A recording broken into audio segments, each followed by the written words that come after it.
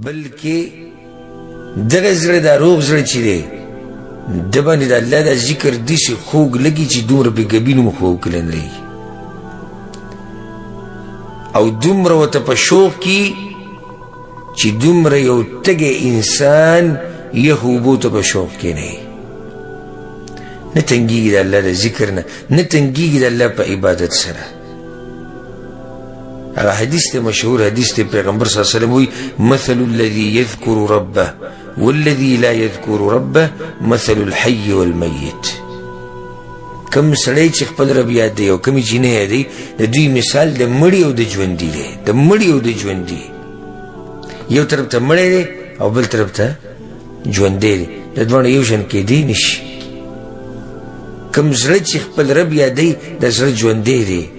کم زړه چې خپل رب نه یادوي دی مړ دی مړ ځکه که تاسو لیدلي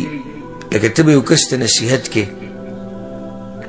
د یو عبادت طرف ته به د هغه شوق را پیدا کړي خو هغه نه راځي هغه طرف ته ځکه چې د هغه زړه د دې عبادتو سره عادت نه دا زړه یې مړ شوی دی هر چې روغ زړه دی نو دی په عبادتو ستړی کېږي نه بلکې د عبادتو سره د جوش او جذبه محبت د الله سره قدر د الله تعظیم د الله اجلال د الله دا ښه ډېرېږي د روغ زړه ګورې یو غټه نښه ده چې د الله په عبادت سره چېرته نه تنګېږي بلکل نه تنګېږي د الله په یادولو سره نه تنګېږي بلکې د هغې سره ښه ژوندی کېږي او ښه تازه کېږي او ښه په جوش او جذبه کې راځي شاعر وی والذکر فيه حیاة القلوب کما یحیی البلاد اذا ما ماتت المطر الذکر فيه حیاة القلوب